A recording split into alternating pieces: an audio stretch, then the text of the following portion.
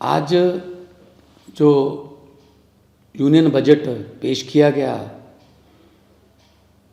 माननीय वित्त मंत्री साहिबा के द्वारा, बड़े दुख से कहना पड़ रहा है कि उसमें पंजाब का कोई नामो निशान ही नहीं है।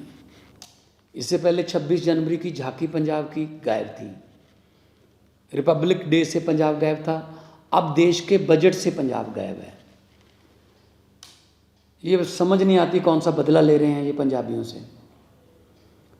हमने, क्योंकि बॉर्डर स्टेट है, हमने 1000 करोड़ रुपए की मांग की थी कि बीएसएफ उनको अपग्रेड करने के लिए, मॉडर्नाइजेशन करने के लिए बॉर्डर की, क्योंकि ड्रोन वगैरह बहुत आते हैं, एंटी ड्रोन सिस्टम लॉन्च करने के लिए, उसका नाम भी नहीं लिया गया।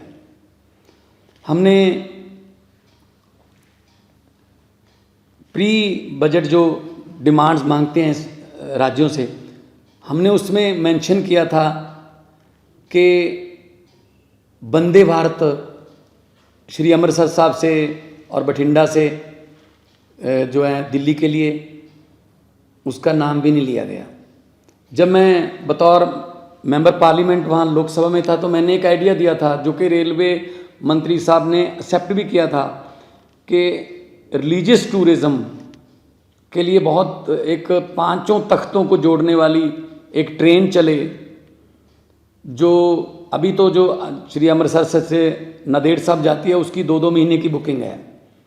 अगर आप श्री अकाल तख्त साहब से तख्त श्री केसगढ़ साहब तक, अगला पड़ाव जो है तख्त श्री पटना साहब तक, उससे अगला पड़ाव तख्त श्री हजूर साहब नांदेड़, उससे अगला पड़ाव जो है वो तलवंडी साबो का हो और वापस फिर अकाल तख्त साहब। तो ये ऐसी ट्रेन जिसमें लाखों जो एनआरआईज भी हैं वो भी 5 तख्तों के दर्शन करना चाहते हैं, लेकिन उनको बहुत दिक्कत होती है, कोई नामो निशान नहीं है उसका। और कोई एमएसपी, नई फसल पे कोई एमएसपी नहीं दी गई है। हमने कहा था कि 1500 रुपये पर एकड़ जो पराली जलाने की समस्या है उसमें 1500 रुपये पर एकड़ सेंटर दे दे, बाकी हम दे देंगे, लेकिन उसका भी नाम नहीं लिया गया। किसानों को तो मतलब अपने हाल पे छोड़ दिया गया, किस्मत पे छोड़ दिया गया है। और हम कॉलेज बना रहे हैं, 16 नए मेडिकल कॉलेज बना रहे हैं। इन्होंने कहा है कि जी कि नर्सिंग कॉलेज खोलेंगे, कब से खोलेंगे, कब से वो चल रहे होंगे, कोई उसमें डिटेल नहीं है। और सबसे बड़ी बात है कि शेड्यूल्ड ट्राइब्स के लिए काफ़ी सहूलतें दी गई हैं, अच्छी बात है, लेकिन शेड्यूल कास्ट के लिए कोई भी ऐसी स्कीम नहीं है कि जो शेड्यूल कास्ट हैं, एससी हैं, बीसी हैं, जो पिछड़े वर्ग से हैं, उनको ऊपर उठाने के लिए, उनको उनका जीवन स्तर ऊपर उठाने के लिए कोई पैकेज हो। तो सिर्फ कागज़ में लिपटा हुआ एक लिखती एक स्क्रिप्ट थी। इससे पहले भी बजट में पेश कहा गया था आने वाले 2023 में, 2024 में हम किसानों की आय दुगनी कर देंगे। कहाँ दुगनी की है आय उनकी? एमएसपी के नाम से तो ये सरकार, मेरे ख्याल में सेंटर सरकार जो है चिढ़ती है।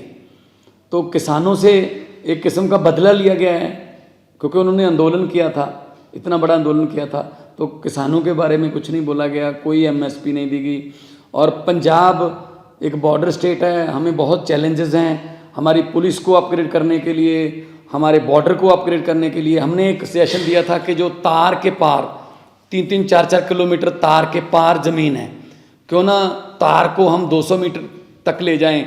इंटरनेशनल लॉ है कि 150 मीटर तक आप लेके जा सकते हो, लेकिन हम कहते हैं 200 मीटर तक ही ले जाओ, ताकि जो तार के पार जिनकी ज़मीन है वो किसान जो हैं उनको आई कार्ड दिखा के, और बीएसएफ का भी टाइम उनकी फिस्किंग में, तलाशी लेने में जाता है, बीएसएफ खुद जाती है खेती करवाने के लिए, तो कि 200 मीटर तक तार ले जाएं तो बहुत सी ज़मीन जो है वो तार से इधर आ जाएगी, बहुत किसानों को फ़ायदा हो जाएगा। उसका कोई मेंशन नहीं किया गया।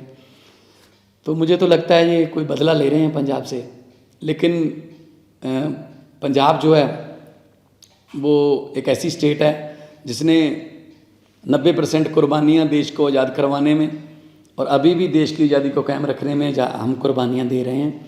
तो ऐसा पंजाब के साथ अन्याय जो है वो अच्छा नहीं है।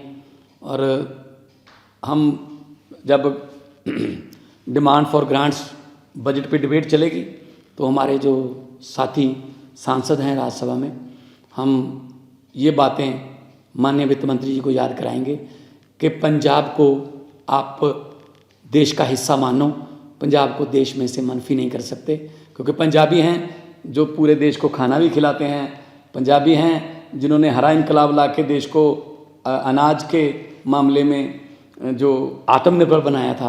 तो अब उनको ऐसे छोड़ना, लावारिस छोड़ना अच्छी बात नहीं।